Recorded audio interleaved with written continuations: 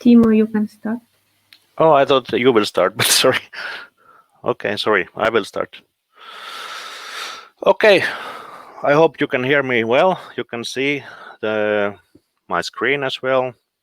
And welcome to this our webinar for My Story project. And today we shall hear and see a little bit about virtual reality and augmented reality in storytelling. And I will start with a little bit of introduction to this theme, because there might be people who don't know about these, what is VR, what is AR, and so on. And I will show some examples, and then Ricardo Montesa will show new applications and software and this kind of technological solutions, which are very updated new solutions for this production of AR and VR. So about myself, my name is Timo Puukko, and I'm working here in Lapland University Applied Sciences, and I'm working as a teacher for the digital solutions. I've been working here 10 years now, and my professional background, I'm also the film director, so I'm living between this digital world and, let's say, storytelling world. But let's start with this definition of this, what these terms VR and AR really mean, and I will show you this some examples. So let's start with the VR. So it means the virtual reality. I will put here a little bit little video link here that you can see example how this how this VR will look in real time. Just a second. Seems that I have to stop sharing here. And now hello. I will share from here a link. You can watch it all the time in the same time. So here is there is an example of this Google Earth virtual reality version. I hope you have tried this because it's really something else. I remember first time I used this Google Earth, and I really felt like I'm falling from the sky and falling down from the roofs of these kind of buildings and bridges. So why this effect was so overwhelming? It's because this virtual reality, which one this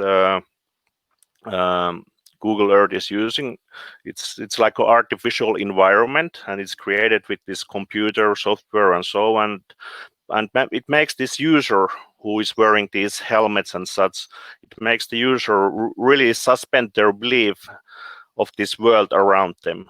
So it's so immersive, this experience, that you will believe that this world, artificial world that you are in, you have there this 360 degrees view possibility, and you are able to even move in this space. So it's so completely immersive that you will start to believe that this world is where you are at that moment. You forget this world, the real world. And with this virtual reality, because it's simulating the experience of this world, you can recreate this kind of very artificial, like a 3D graphics based out of this world virtual worlds, but you can also make this kind of photorealistic looking virtual worlds.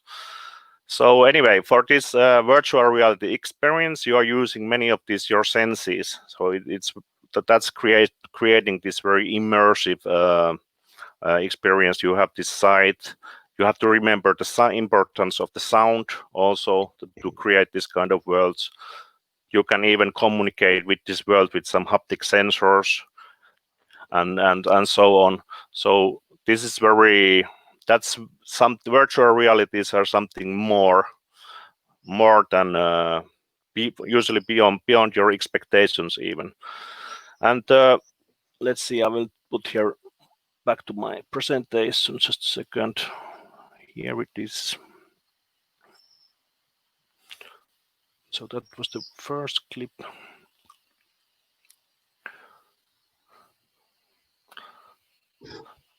So basically, you will be wearing this kind of virtual reality. For the virtual reality, you need to use this kind of specific glasses for this experience. Sometimes you have this. Usually, you have these hand devices that you can control the virtual world.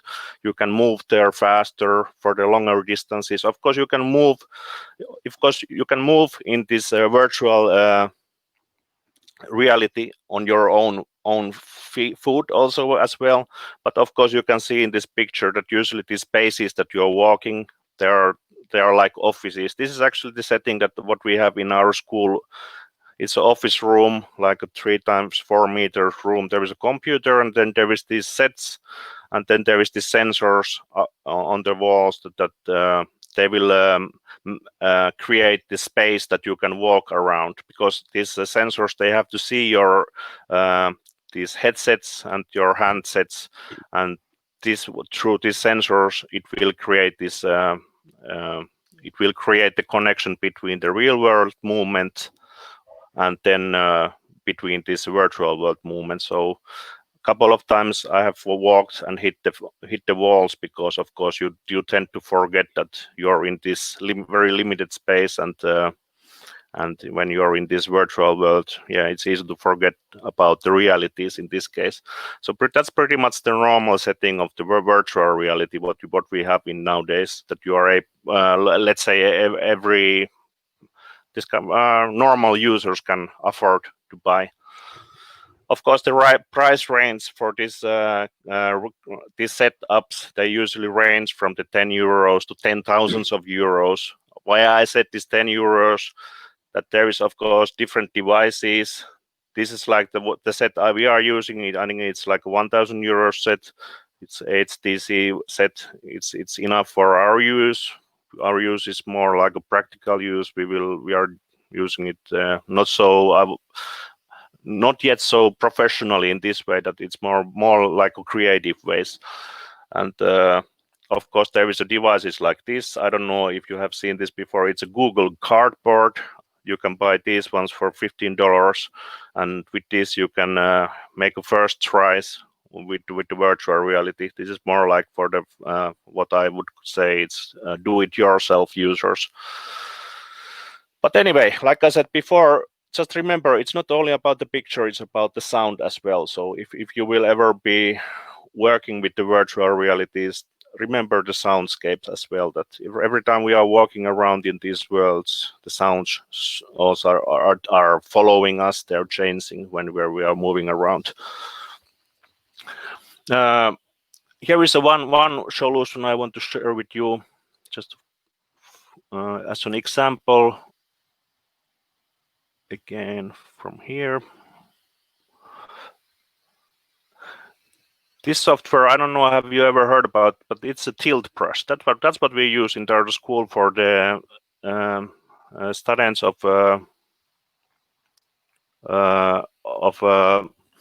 fine arts. So they're creating this kind of virtual reality VR exhibitions. They can make their art in the virtual world. You can see here in the picture, this person is painting with his hand gesture capturing devices, and it's like a painting with the real paint, but you have these possibilities of a digital world, that it's everything is possible, let's say so. And I was thinking that this could be something interesting, especially for entrepreneurs in this case, that if you would have this kind of virtual classes, let's say you have a hotel or something, and you could invite their guests to make this kind of drawings. You could make this art exhibition summer 2020, and people could come there and use these tools. This software is actually free. It's from Google. They could use these tools and make this kind of art exhibition, and you could share with this exhibition with anybody around the world. So that you could share it easily, and people could access this this art exhibition. It could be something interesting to their stories. They could create this kind of virtual world, and I can imagine that this is interesting both for both children and for the adults as well. Okay, let's go back to this to the augmented reality then. Just a second again.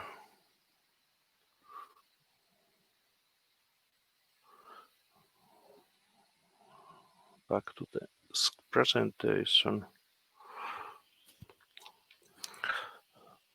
So augmented reality in this case, we are now talking about a little bit the different kind of experience. This is more like what's the difference between virtual reality and augmented reality? The augmented reality is it's more like an interactive experience, that you have these real world elements. In virtual world, everything is like artificial world, but there you have these real world elements, and where different kind of objects, it could be 3D objects, 2D objects, video, whatever graphics you can imagine, it's added to this real world. So here you can see an example. This is from, I think this was from Hyundai or something like this, yeah, that there are new cars. They will have this kind of augmented reality windshields that it will add graphics to the screens. You could also use this kind of technology that you have something called smart glasses, that people can they can see the real world through these glasses, and then there is this additional let's say graphics or something like this, which is enhancing the reality in these ways. So you will see them in the same time. So that's the idea of the augmented reality, that it's like adding some of these digital elements to the real world. So here you can see some examples how it works out. Here you can see there is doctors working with the smart glasses. In the same time, they will see their patient, for example. But then if they need to see some more data, it could be screened onto their smart glasses as in 3D graphics here, animation and so on, and they will get more needed data. In the classrooms, this could be the future classroom. Actually, I think Ricardo will show something like this example, this kind of examples.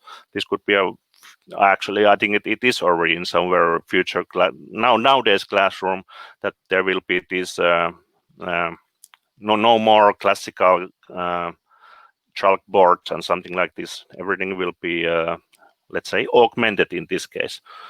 Here you can see if you have been watching football or ice hockey, you can see that there is this kind of added graphics on the real-time video.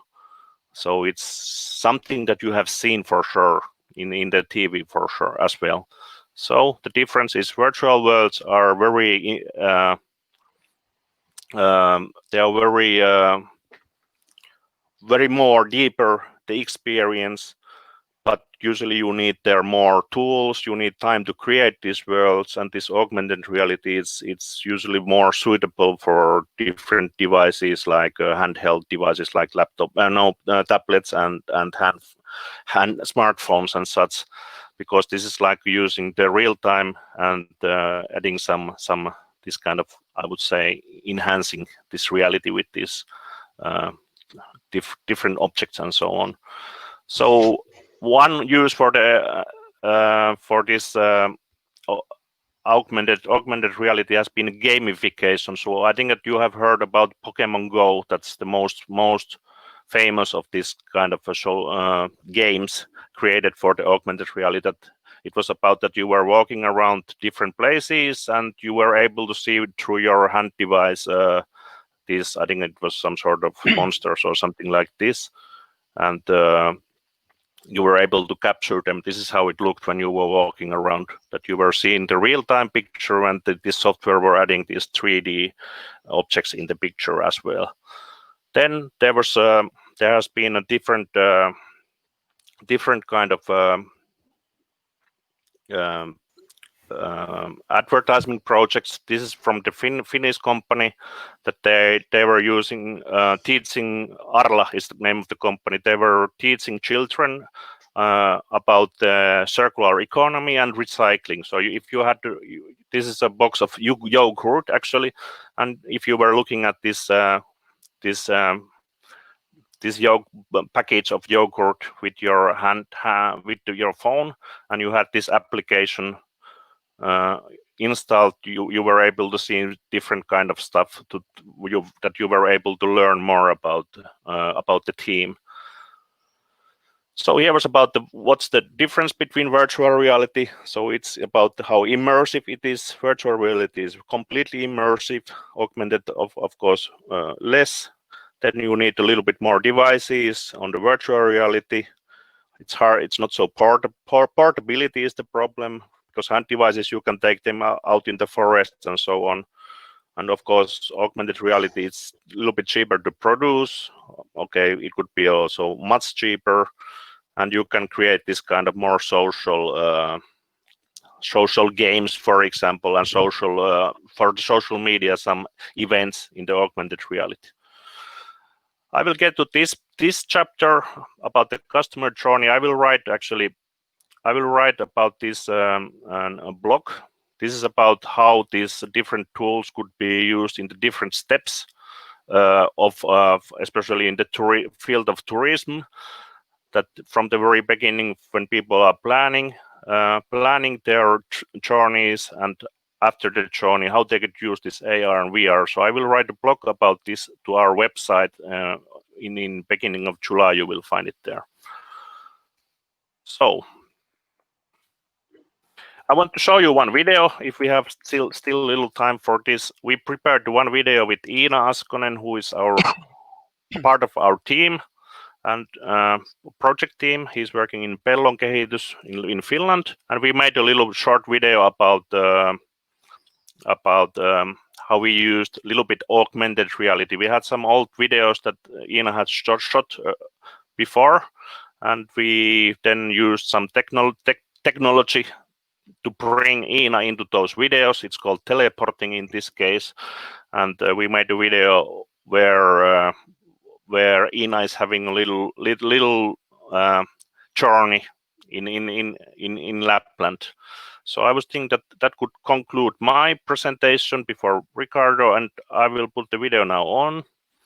And I would like to thank you for this for your time. And let's start to watch the video. It's 2 minutes video, and then it's Ricardo's turn. If there is some questions, you can ask them later on from me. Thank you for now. Just a second. I hope you will see it. Actually, we had a little problem with this. If not, then we will find some other way around. It should be now hearable and visible.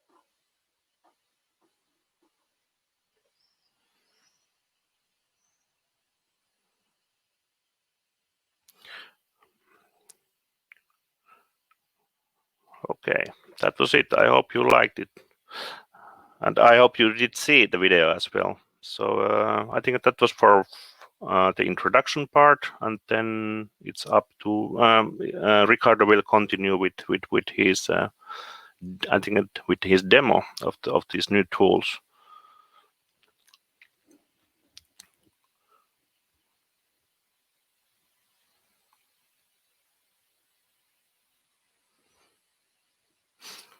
Oh, where is Ricardo? Well, hello. Hello. You can take the stage. Thank you, Ricardo. Okay, thank you, Timo. Let's see if can you see my screen or not yet.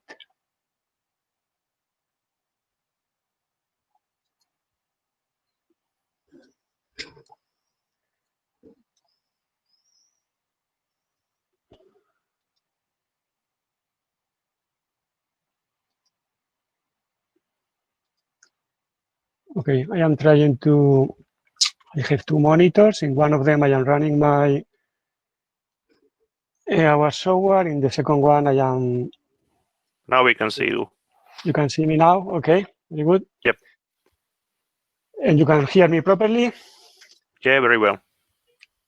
Thanks. Then, okay, I am going. Thanks for inviting us to this webinar, and I am going to show you from the perspective of our company. We have been more than 25 years, almost 30, doing 3D graphics is what is called those days, then virtual reality.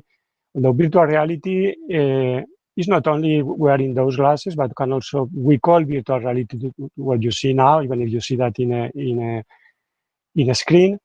And in our company, we have been doing virtual reality and augmented reality for many, many years, more than 25. And we have been developing some tools, mostly used in big broadcasters, in big TV stations for news and elections and so on. But not only that. So I am going to show you some evolution of the graphics we have been doing, and also some new applications that are more designed for the domestic level. So any one of you could use it to do that storytelling. So you could take one of these tools as I am doing now. As you see, I am like immersed in this environment. It's a 3D environment where I have an interface that, in fact, I am going to show you if I put that here. You see, this is my interface. When I press different buttons, I can go to different places of this environment for different reasons. I am immersed in this house, and I use this interface to show a presentation. I have some graphics. So it is not only that you can go inside this environment, you go in that environment to explain something and to talk about something. So I can take a PowerPoint and show it here, or a PDF, or videos or clips. In my case, I just have selected like 10 clips or so I am going to show you. And okay, then let's see. What you see here is a clip of the first things we did many years ago. Well, not the first, but this was 2008. This is the kind of graphic for big broadcasters that was NBC. And this was the Obama elections, and we were there doing this kind of graphics. Here's in a green screen, as Timo was showing before, but the audience sees the person in an environment like this one. It's a 3D environment, and because she's in a 3D environment, we can take advantage of that to show graphics and data and numbers that showing those in that environment means more audience and possibly better understanding of the data. So this is one kind of the typical things that we have been doing for many years, as you see many times was for big broadcasters, but that was what we call a virtual state. Okay, virtual state. This, which is virtual reality somehow. This is augmented reality. This was done this last year in Korea for one of the openings of this stadium.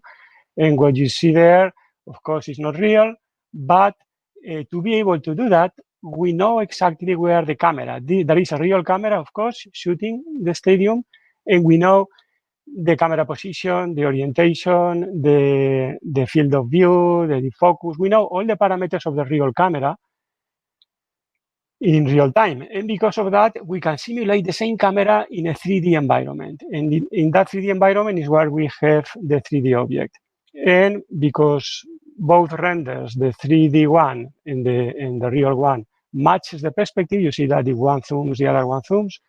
Everything has been carefully tuned to be the same perspective, and that's why when we mix both pictures, it looks like it is only one.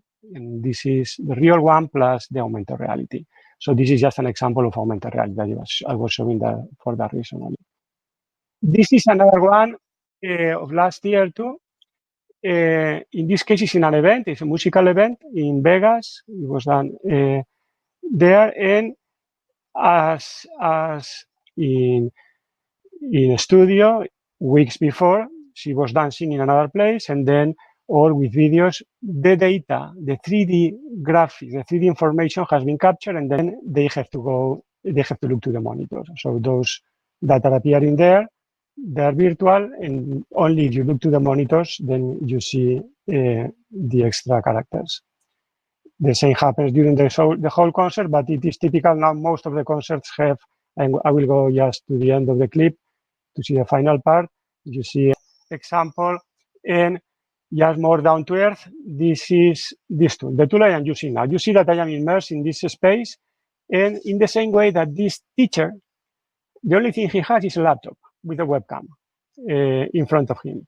And in fact, he can have like a prompter where he can read the text or just have as a note. And the students, as they see the teacher, what the students see is this. So they can see the teacher immersed in an environment where he's explaining, in this case, the relative size of the planets to the sun. So this is the Earth and this is the sun. Imagine the scale of the size of both. And he can show that graphically, and to do that, he is immersed in that environment where he can take advantage of being in that environment to explain his presentation. You see, with his hand, he goes to the next slide, and the only thing he needs is just a small blue screen, as you see here. And he can do some experiments, or in this case, explaining an eclipse of the sun, and you can see the different areas of the shadow and penumbra and umbra, it's called, where it is fully dark. If we are here, it is fully dark because the moon is totally hiding the sun, but if you are a little bit apart, then it's a different part. You are only partially in shadow. And in the same way, he will explain different things. In this case, he says, imagine the sun was there at 17 meters. And you know what would be the real distance, the real scale of the Earth. And now he said, you see, that would be the Earth. The Earth would be like that thing. So he takes advantage of being in an environment that is has 3D. And because of that, it is easier for him to explain things. I will just go fast, but you see, he can explain now Leonardo da Vinci machine without the need of having it. Just it's a 3D. Again, he goes to a different slide, and now he's going to play another to show another machine that was invented by Leonardo and see how it was supposed to work with all the mechanism there, and just take advantage that I am in a 3D environment, even if I am in front of you. Really, I am in front of you in real life. When you look to the plasma, you see me there, and because I am there, I can take advantage of being there to explain something. Even what we call a teleporter that Timo was talking. Of course, when you are explaining science usually tends to be graphically explained, but what about a history of art, for example? He's talking about the Greek columns, and of course, everything is 3D, but you can record a clip in a Greek palace, and then you can be inserted there as you talk about the columns, and you can talk about something being in the place where those things happen. So it adds another level of attention to the audience, so that what you are talking about is, let's say, that people keeps in their minds better. Look at this example. And I am thinking also, because when Natalia and Timo were telling me what most of the people that are listening, they do, if you do tourism, or you are trying to bring people to see things, and this idea, what we call the teleporting, look at this guy. Of course, now he's in a 3D environment. He's talking about some data, okay, in a green screen. But look at that. Now, with the graphics are augmented reality, of course, because they are not real, but we put them in a real clip. But he is augmented reality too. So for us, the graphics plus the character can become augmented reality, because both are inserted there, and we do it carefully because we take care of the illumination. You see the shadows on the floor, and if you do that properly, then it looks like he's there, and the camera has tracking, the camera is moving, the camera is zooming, but we do the same with the graphics. So he can pretend to be there, and he is not. And for the audience, it looks like he's there. So he can be talking about this stadium, this teams, whatever, this information, while he is, or he pretends to be, in the place where things should be happening. Okay? So this is an augmented reality of the talent itself, and allows a step further in the definition of augmented reality. We call it a teleporting, because it looks like if we are teleporting, he can pretend to be talking with these other guys, even of course they are not together, and gives you the possibility to tell some stories in this way. Okay, I will go to the next slide here. This is the same idea for a real event.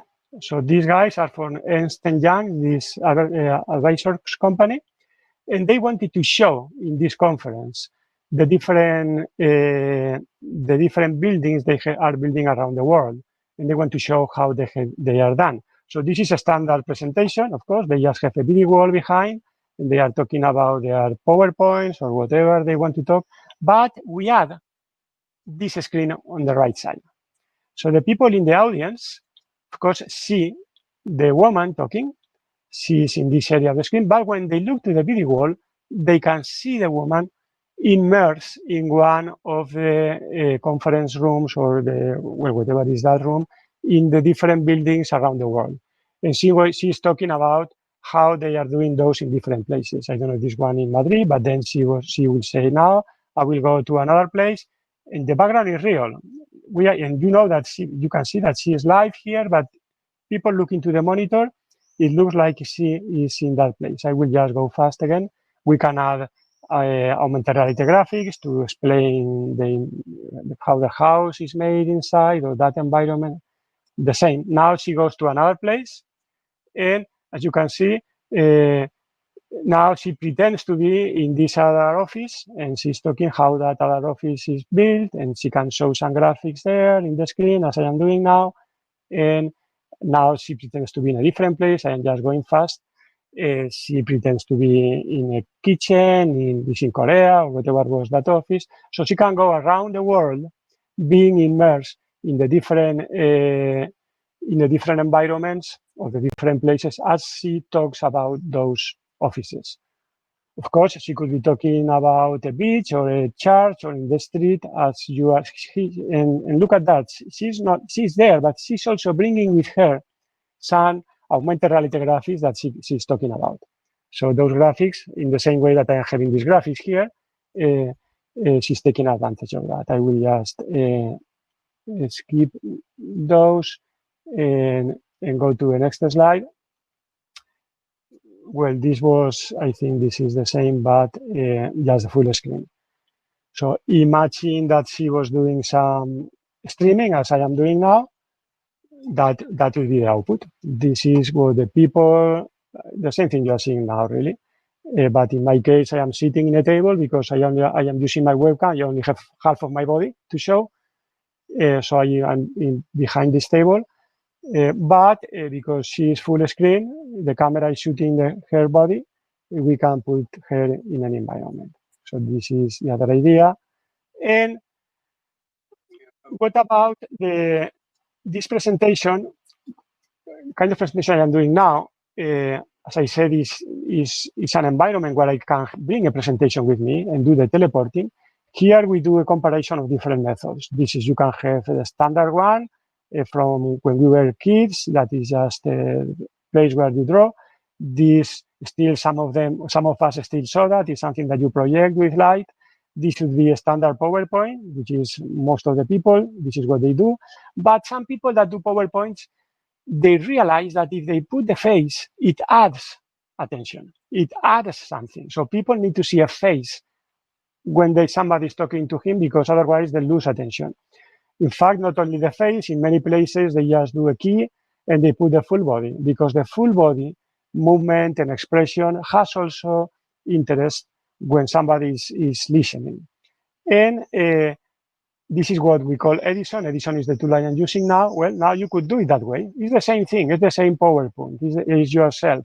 But we add like a broadcast view, because now we move the camera. It looks like you are there in this environment, and it adds attention. And this is the augmented reality one.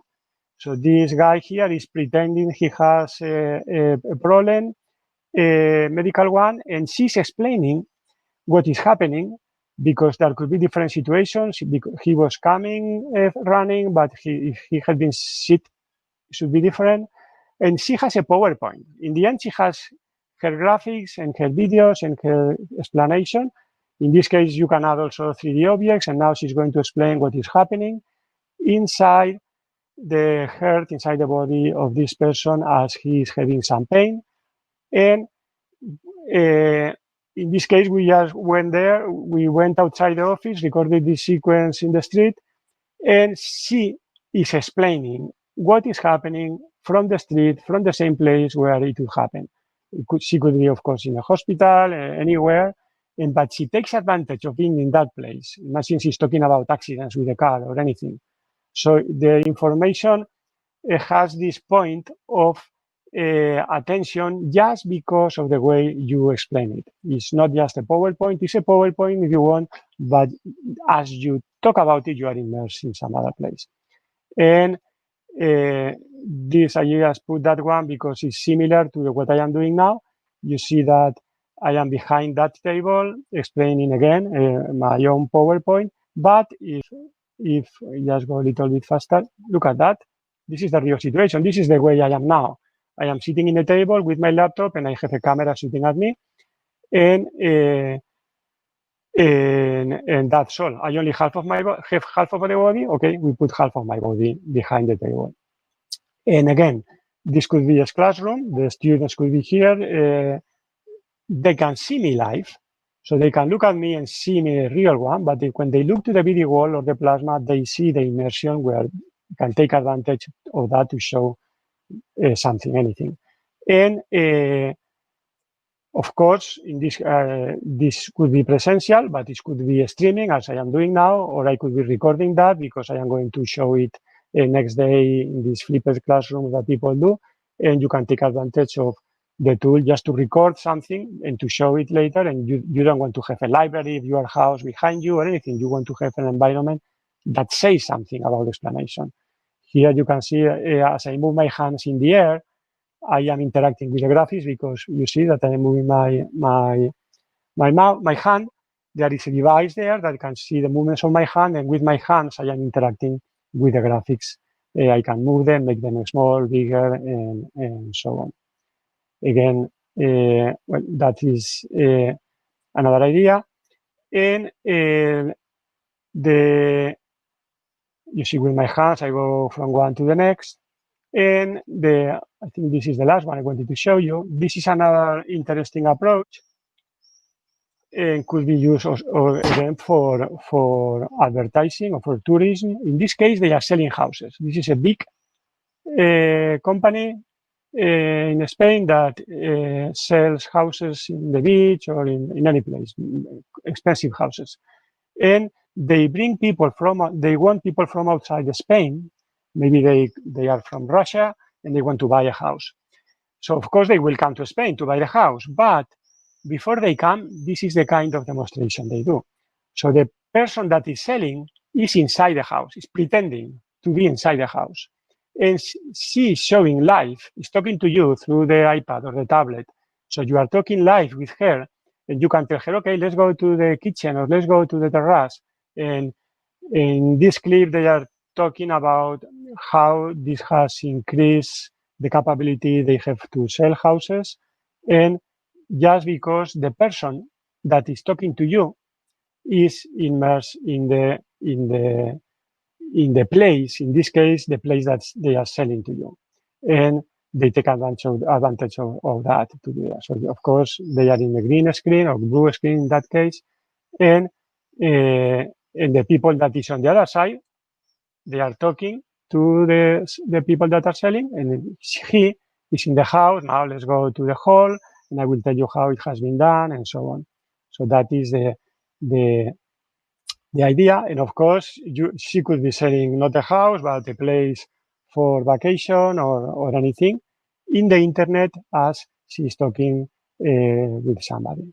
Now, the camera can go to the different parts of the house, of the places, and so. In fact, what you see here, I am inside this place. If I'm sorry, I didn't crop that properly, but I could go here and say, okay, you want to see the house? I can go there, and I am moving the mouse, and I can go to different places here, and you can see the place where I am.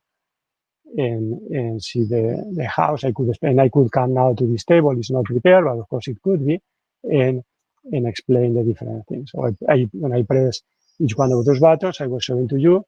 When I press, this is my presentation that I have been going through. Whenever I was clicking in one of those slides, I was changing the slide. And whenever I press any one of those buttons, I can go full screen and be talking to you and so on. I am looking now to my second monitor. And just go to the different positions. Well, this has been more or less the presentation. Is very fast. It's just a quick idea. In fact, I can bring people here. You see this like two iPads. If I want, if I had, let me see if I can do the Livestorm window bigger, and I don't have anybody here. If I had a picture of somebody, like when you work with Zoom or one of these tools and you see them in rectangles, I can say, you know what, in this rectangle, one of those, I want to select, and I'm going to select somebody. So I select an area, and I select it, and now you see that Timo is there. He's not sharing his screen, but if he should, now he is, you can see that Timo is there. Okay, so I can now again move my camera or go to different places and so on, and I can share the other people that is in the room. Sorry, because I'm capturing part of the screen. And I can have some other people even with me as I am talking and have a conversation, or as I am explaining the graphics or talking through the chat, and share the screen of other people in my environment. Well, it's a lot of information. I just have 20 minutes and made it fast. And if you have questions, we can talk something now, or you can go to the webpage and see, or if you want, of course, you can send us emails and we can answer. Natalia, I think that would be okay for me. You want to go to the questions? Or? Yes, I will share Timo's and your emails now in the chat box. So if, for example, people will have any questions and they would like to contact you, they can do it. Just a minute. And of course, as we mentioned, everybody will get the recording of the webinar after it ends. By now, I cannot see any questions. probably too much information, I don't know, to consider. But it was very interesting. I Thank you. believe we all need time to consider more. Just a minute. Awesome. Ripa Lundgren. Yes, I agree with you, Ripa. So we can wait a little bit, few seconds, as some people are connecting via mobile phone and they have 50-second delay. So if anybody have a question, please chat, write in the chat box. Okay, there is a question, Ricardo. How do you fix the glitches? Can you do it real time while using graphics? Yes, well, probably in my computer it was running smooth. Probably if it was not in US, it is a problem most of the time of the connection in the internet. Both of us need to have a high speed connection for the pictures and movies to be smooth. The computer I am running is a powerful one. The more powerful it is, the better. The scene that you render, this 3D environment that you see, can get more complex, and there is a moment when it is too complex for the computer, and then it starts jittering. And so when you work in 3D, you always have to be careful that you don't go over the level of complexity that you can afford. It's very easy in a software to duplicate. Imagine I can press a button and multiply this house by 2, again and by 4, again and by 8. So in a few seconds, I can make the computer explode. And so you always have to be careful in 3D graphics to manage properly the complexity. These days, they are so powerful that something as complex as this house can be rendered very fast. Of course, you need a video game or a gamer laptop that usually is 1,000 euros or so. You have a very powerful computer. But that's true. Jitters is something you always have to be looking for. Well, looking for, not to have. But many times, and probably in this case, if you are seeing jitters in your side, it's because the connection is not a problem in our side, or maybe it's the connection I am having now. Sometimes it goes faster or not, or the connection in your side. Depends. It can be for different reasons. But of course, even in your own computer, you have to be careful what you do not to have jitters. Okay, thank you, Anastasia. Hopefully you have got the answer. The next question is from Veli Matti. What is the price range of those kind of products you showed, for example?